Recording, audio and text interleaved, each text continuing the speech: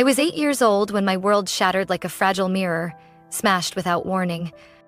It was a stifling summer afternoon in the suburbs of Georgia. The sky blazed a fiery orange-red, peaceful in a way that felt fake. I sat in the back seat, clutching a worn-out teddy bear, my small backpack resting on my knees. My mother was driving, and my father hadn't said a word since we left the house. No one told me where we were going, but I recognized the road. It led to Grandma June's house. I wasn't afraid. I loved her. She always greeted me with a hug that smelled like cinnamon and fresh-baked pie. But that day wasn't like before. The car stopped in the driveway. The engine stayed on. No one turned it off. My mom turned around in her seat, eyes so heavy I forgot how to breathe. "You'll stay with Grandma for a little while, okay? We just need to sort some things out." Her voice was low, as if every word had to be swallowed slowly to keep from shaking. I didn't fully understand, but I remember one thing clearly. She didn't meet my eyes. My father kept staring straight ahead, hands gripping the steering wheel until his knuckles turned white. No goodbye hug, no forehead kiss like every other time, just a flat sentence, like they were dropping me off at some motel. I stepped out, not even noticing when the bear slipped from my hand. Grandma June was already at the door. Her gentle smile was still there, but her eyes were red. She wrapped me in her arms, her thin hand brushing my back.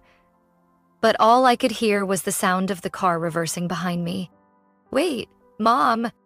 I screamed, breaking free from her arms. My little legs chased after the car as it slowly backed out of the driveway, praying that anyone, would turn around. But no one did. No window rolled down. No head turned. The silver-gray SUV turned onto the main road, leaving behind a cloud of dust and a child standing alone at the end of a long driveway. I stood, frozen in place. Grandma June called my name, but her voice barely reached me.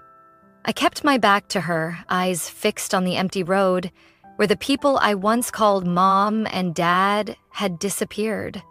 Like a story I was never meant to believe. That night, she made my favorite mac and cheese. The plate was neatly set, a glass of milk on the right, napkin folded into a triangle. But I couldn't eat. She sat across from me, took a few bites, then quietly rose from her seat. No scolding, no pressure. She just pulled a chair close to my bed, brushed my hair gently, and sang a lullaby like a soft breeze. The lights went out. I turned my face into the pillow, trying not to make a sound. But I failed. I cried. Small, quiet sobs that didn't stop.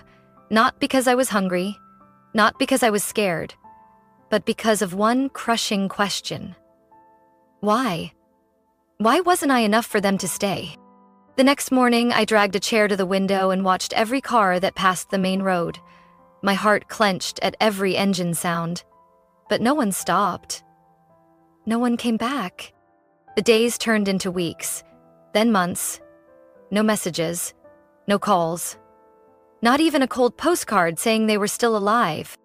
Only Grandma June stayed. She never let me drown in sorrow. She woke up early every day, made full breakfasts. She drove me to school, listened to every assignment I struggled with. Every time I asked quietly, "Are they coming back?" she would gently place a hand on my shoulder and say, "Some adults just aren't ready to be parents. But that was never your fault, Ivy." I nodded, but inside I was hollow. I didn't understand how a parent's love could be that fragile. All I knew was everything changed that day.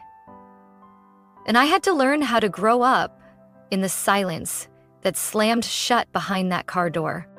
In those early years living with Grandma June, I learned resilience, not by forgetting the past, but by slowly building a new reality in that weathered white house in Savannah. Grandma June was the principal of a public high school. On the outside, she looked so strict that students lowered their eyes when she walked by. But at home, she'd kick off her heels, relax her shoulders, and smile at me with the kind of softness only a child left behind could truly understand. Even in her 60s, she woke up at 5 a.m. every day, made nutritious breakfasts, and read the financial news while brewing coffee. I used to think it was just habit. Years later, I found out she had a serious investment portfolio that no one in town knew about. She lived simply, drove a 1998 Toyota Corolla, wore hand-knit cardigans, and never bragged about anything. I never saw her buy anything fancy, but I saw her give a scholarship to a student who dropped out because his family went bankrupt. I saw her visit homes with boxes of books and hot meals. And I saw her sit beside me for 3 hours straight, helping me figure out a 4th-grade physics problem about speed and distance. When I started asking things like, why is the sky blue, or how do light bulbs work, she didn't laugh it off like most adults. She took me to the library, showed me how to research, and printed out kid-friendly science articles.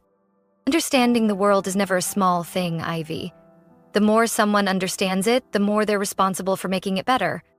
That was the first time she said that, but it definitely wasn't the last. I grew up surrounded by books and evening lessons at the dinner table.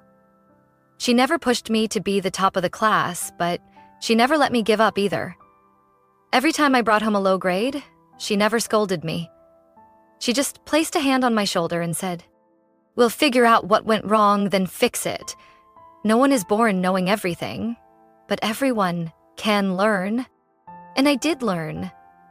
So much more than I ever thought I could. When I was 13, my school held a state-level science fair. I signed up with a project titled The Impact of Light Pollution on Human Circadian Rhythms. A big topic for a middle schooler who'd never left Georgia. I messed it up 3 times. Broke a model the night before the deadline, almost quit. But Grandma June bought me a new kit, stayed up late with me, and even called an old friend who was a doctor to help me prep for my presentation. When I walked up to the stage at the State Convention Center, the lights hit me hard, and my body shook so fiercely I couldn't even find my voice.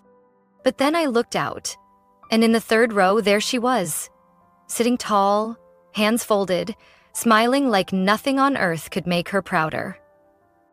I took a deep breath, began my speech, and won 1st place. The plaque that read "First Place, Georgia State Science Fair" hung right above my desk in my bedroom, and it's still there to this day. That night, Grandma threw a small party in the backyard. No fancy flowers, no balloons. Just her homemade lasagna, cold lemonade, and about 10 teachers I loved most. When I stepped outside with the medal around my neck, she stood up and hugged me tightly. "You're not just smart, Ivy. You're resilient. And from now on, you don't have to wait for anyone to come back. Your family is right here." I couldn't say anything. I just hugged her a little longer, and in that moment, I knew I'd never sit by a window waiting for a car again. I had the one person who stayed. Someone who not only took me in, but saw something in me that I hadn't yet seen in myself. I turned 18 at a small restaurant in downtown Charleston, the kind Grandma June called elegant enough to celebrate, quiet enough to hear you speak. It wasn't a loud party with confetti and blasting music. It was a warm evening with a white tablecloth, a simple lavender bouquet in the center. Just like her old habits. Close friends, former teachers, and a few kind neighbors were all there. I sat in the middle of that embrace, looking toward the end of the table, where Grandma June, in a graceful gray dress, raised her glass and said, "8 years ago you walked into my home with nothing but a backpack and 1,000 questions in your eyes. Today you sit here, independent, brave, and shining. I couldn't be prouder." Everyone clapped. I tried to stay calm, but my nose stung with tears. When the dinner ended, she called me over and handed me a faded blue velvet box. 18th birthday gift, she said softly. Not to wear, to remember. I opened it. Inside was a delicate white gold chain with a tiny, intricate key pendant. "What does it open?" I asked. She just smiled and rested her hand gently on mine. "One day you'll understand."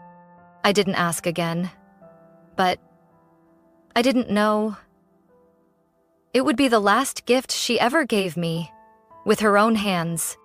3 months later, I got a call from the hospital on a Tuesday afternoon. I was at school, having just turned in my final presentation, when my phone buzzed in my pocket.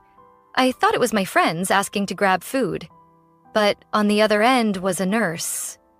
Her voice urgent, light as wind, but cold down my spine. "Ivy, your grandmother June has been brought to the emergency room. Her heart stopped on the way here." I ran to the hospital like someone without a destination. By the time I arrived, they had already draped the white sheet over her. The world in front of me went dark.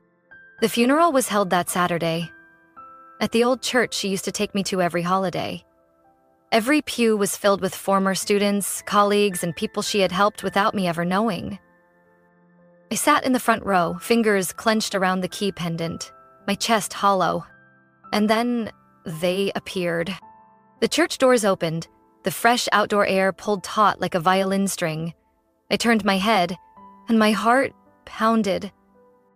My parents.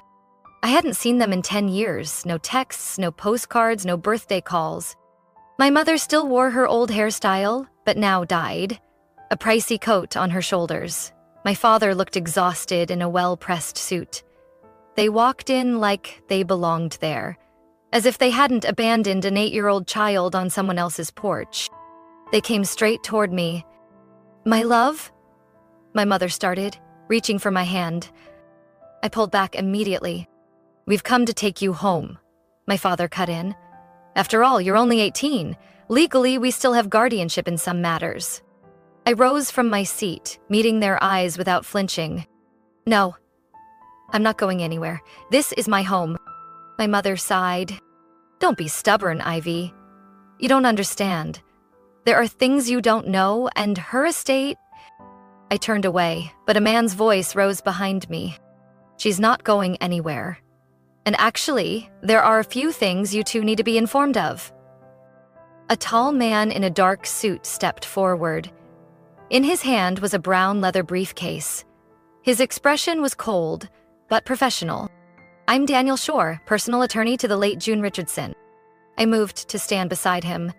Daniel opened the case, pulled out a thick folder, and said clearly, "According to the legal will drafted 3 years ago, Mrs. June Richardson leaves her entire estate, including 3 properties in Charleston, a stock portfolio valued at over $42 million, and full control of the Richardson Educational Trust, to her granddaughter, Ivy Richardson." Silence fell over the entire room. I heard my mother gasp, my father step back, but Daniel wasn't finished. In addition, Mrs. June officially completed the guardianship transfer when Ivy was 14 years old. The two of you are no longer her legal guardians under any circumstances. I tightened my grip on the key-shaped pendant. The key wasn't just jewelry.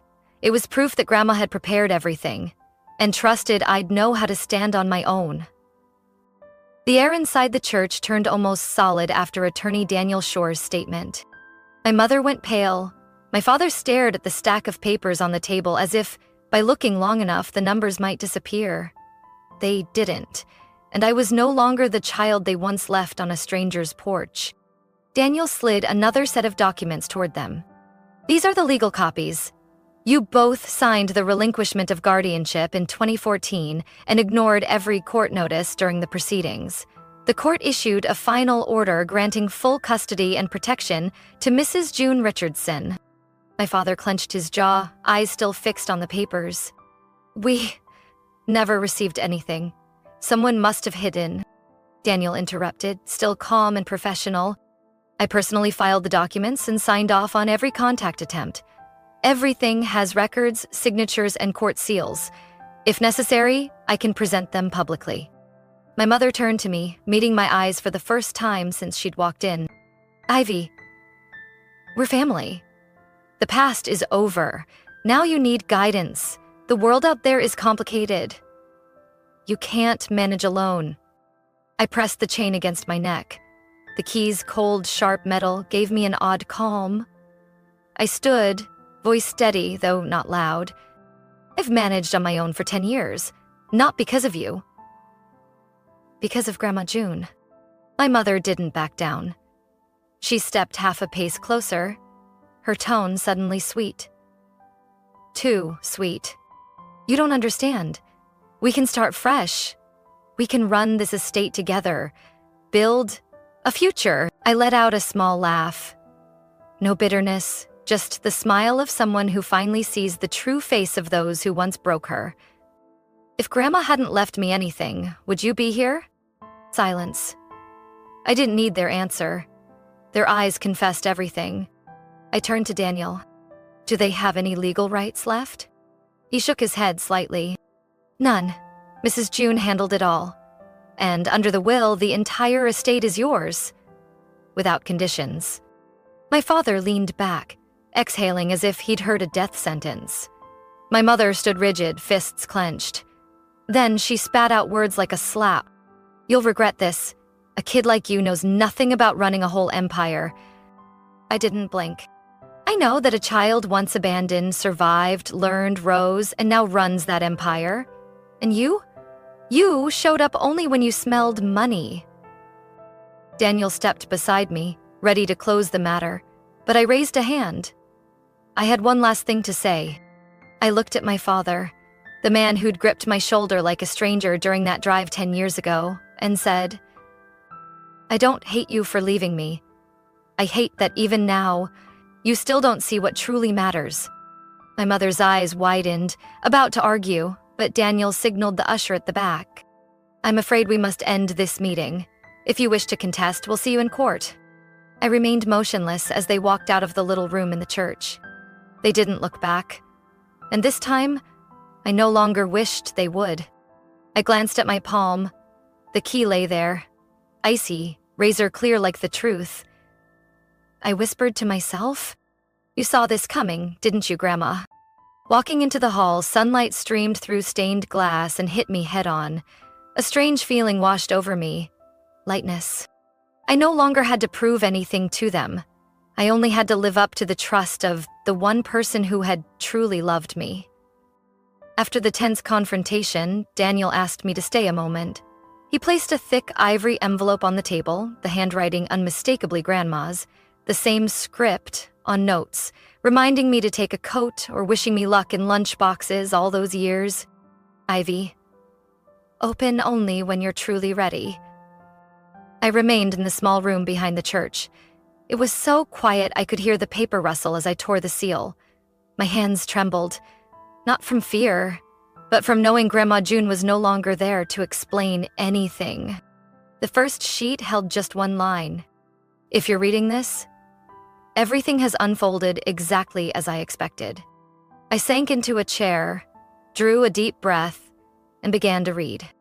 My dearest Ivy, if this letter is in your hands, your parents have likely returned. Just as I once feared and just as I prepared for. There are things I never wanted you to know, but now you deserve the whole truth, so you never blame yourself for even one more second.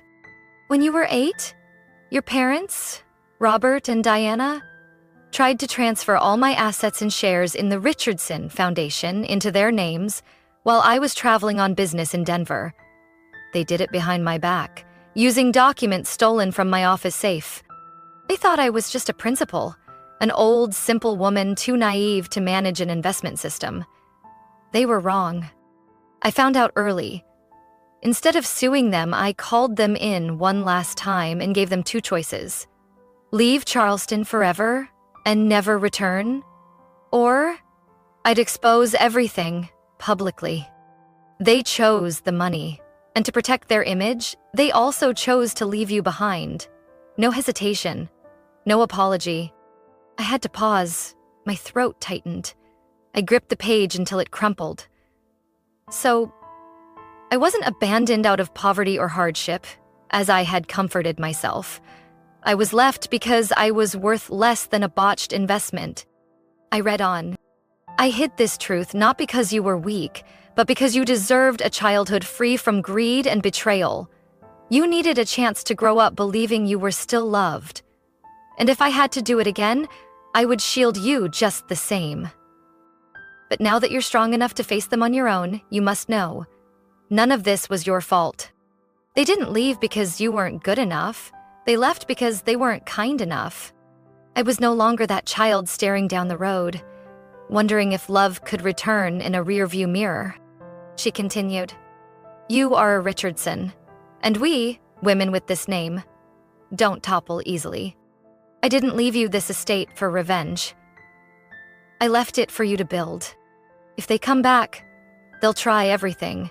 Sweet words, tears, even lies. But remember this, a decade without their presence didn't break you. It shaped you. You're here not by accident, but by strength. And you owe no one an explanation for that. Use the key not only to open a safe, but to open whichever door you choose. A door to freedom, kindness, and power they never imagined you could wield. Love doesn't come from blood, Ivy.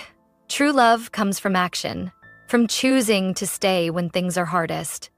And I chose you every single day. With love. Rama." I folded the letter, placed it on my lap, and sat in silence for a long while. There was no more anger inside me. Only clarity. That I wasn't abandoned because I wasn't enough. I was left behind. Because I was a threat to their greed. And that, contrary to everything I once believed, didn't make me weaker, it made me stronger. I no longer needed an old key. I was ready to open a door of my own. 3 months after the funeral, I thought everything had finally settled. I spent most of my time at the Richardson Foundation headquarters, taking over the scholarship programs Grandma June had established, getting familiar with the legal team, accounting division, and the investment board she had personally run for over 2 decades. I learned to ask questions, read financial statements, analyze risk. Everything was new, but I walked in as someone who'd been waiting for this chance my entire life. But those who once abandoned me didn't disappear so easily. During those 3 months, my parents took turns sending complaints to the law office, hiring 2 separate legal firms to try overturning Grandma June's will. Their reasons kept changing. From her mental health was unstable, to the will was drafted under pressure, even claiming Ivy lacks the capacity to manage the estate and requires temporary financial guardianship. All attempts were denied. Each time they failed, I thought it would be over. But then, on a Monday morning, I got a call from the front desk. "Ivy, they're here. They don't have an appointment, and they're refusing to leave." I left the meeting room immediately, walking straight into the main lobby of the high-rise building where the sign read, "Richardson Foundation, since 1971. And, just as I expected, there they were. Robert and Diana, dressed like they were attending a business conference, but their eyes flared, like they were ready to slam fists on the table. I descended the marble steps. The sound of my heels echoed across the lobby. My mother spoke first. "Ivy, we need to talk." Privately, my expression didn't change. "Every legal matter from you has been answered by counsel. If you continue to cause disruption at headquarters, I will have security escort you out." My father cut in, his voice tight with restrained fury. "Her granddaughter has no right to run a foundation of this size. This is a family estate, and we're the only legal relatives left." I gave a small smile and nodded to security. "Then please proceed to conference room 4. We'll talk one last time." 10 minutes later, under bright lighting and behind closed, soundproof glass, we sat facing each other. I was at the head of the table. My parents sat across. No blood ties anymore. Just the final distance of a long, bitter battle of will. I began. "You left me 10 years ago. No explanation, not even a letter. And now you return. Not for me, but because she left more than you could ignore." My mother flushed. "We already said it was a mistake. But we have rights. You can't make all the decisions alone." I pulled a copy of Grandma June's handwritten letter from my file folder. placed it on the table, gently slid it toward them. If I need to present this to the full board, I will. In it, she clearly states that the two of you once conspired to seize her assets. And when you failed, you chose to leave me behind like some burden. My father tried to argue, but no words came. My mother looked at the letter like she was staring at a sealed verdict. I looked at them directly, my voice calm but stripped of any trace of softness. Don't tell me I'll regret this. I've lived 10 years without either of you, and not once have I felt regret. But who will the media believe? My mother murmured, playing her final card. They might see a story about an orphaned granddaughter stealing an unclear inheritance. I straightened, fingers brushing the collar of my deep blue blazer, the same one Grandma June wore during her first board meeting at the Richardson Foundation. I stepped closer, voice firm as steel. Then tell the whole story. Tell them you abandoned your daughter at 8 years old, that you tried to steal from her grandmother, that for an entire decade you never reached out. Not a birthday, not a word. Until you heard the number $42 million. I paused, then added slowly, if you're going public, don't leave anything out. Silence filled the room. Then my father stood first, grabbing his briefcase. He didn't look at me. My mother followed, her shoulders trembling slightly. They left without a word, and this time I knew they wouldn't be back. I returned to my seat, letting myself sink into the chair. The late-day sunlight filtered through the thick glass, casting a glow over the framed photo of Grandma June smiling from the corner of the desk. I gave a subtle nod. The final move had been made, and I, the girl once abandoned on a porch with a worn-out teddy bear, had not lost. A few days after that last confrontation, attorney Daniel Shore sent me a short email. Just one line. Ivy, it's time to watch the final video. I met him in Grandma June's office on the top floor of the Richardson Foundation.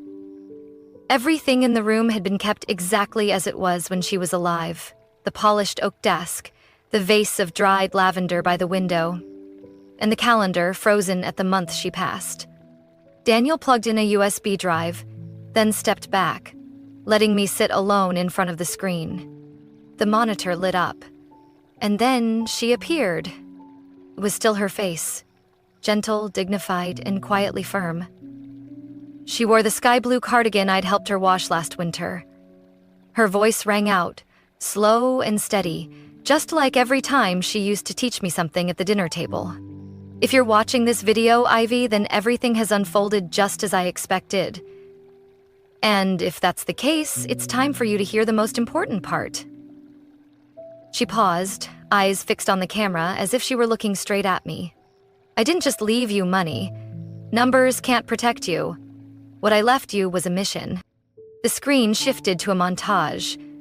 Children's faces, some in worn-out clothes, standing in front of rural schools, mobile health units, and low-income housing communities. Among them, a young girl sat reading in a quiet library corner, funded by the Richardson Foundation. I quietly created the Bright Roots Foundation, a private branch of the Richardson Foundation dedicated to helping abandoned children, those in the foster care system, and students no one believes in. I was once a child no one chose. And then I met people brave enough to give me a chance. I want you to do the same for others, not because you're wealthy, but because you know exactly what that feels like. I held my breath. In that moment, I didn't feel alone. All the pain I once carried, being abandoned, being silenced, suddenly became a bridge to other children out there. He ended the video with one short sentence. You're not just the heir. You're the continuation. The screen faded to black. But something in me had just turned on. 2 months later, I stood in the main boardroom where the sign Richardson Foundation had just been engraved with a new line. In honor of June Richardson, a legacy of belief. I officially became the executive director of both the Richardson Foundation and the Bright Roots Foundation. At first, many were skeptical. an 18-year-old girl stepping into the role once held by a seasoned educator of 30 years. But during my first board meeting, I wore her old wool blazer and presented a 3-year plan to expand STEM scholarships for rural girls. I delivered my presentation clearly, with no appeal to emotion. When I finished, there was no applause, just the quiet nods of those who had once worked beside her. They didn't have to say it. I knew. They saw her in me. I didn't change her office. I kept her desk, and even the old ticking wall clock stayed just as it was. And I still commuted in the 2001 Toyota Corolla she left behind, even though I could afford any car on the market. It was a symbol, not of thrift, but of roots. And every time I stepped out of that car, badge around my neck reading executive director, I didn't think of power. I thought of the children who were never chosen. The girls, still waiting on a donated laptop to learn to code. The boys, no one had ever asked, "What do you want to be when you grow up?" I didn't use wealth to prove my worth. I used it to create value. And I knew if she were standing in that hallway, watching me through the glass, she'd nod, smile, and say, "You did it, Ivy. Not just survived. You made it matter." Ivy's story isn't just a journey to reclaim justice. It's a powerful reminder that sometimes true family doesn't come from blood, but from those who choose to stay when everyone else walks away. Ivy turned pain into purpose, inheritance into responsibility. She didn't just survive abandonment, she rose to lead a mission of compassion, passing on light to children once forgotten, just like she once was. What do you think about Ivy's decision? Would you have the strength to do what she did? Share your thoughts below, and don't forget to follow the channel for more powerful stories about family and life.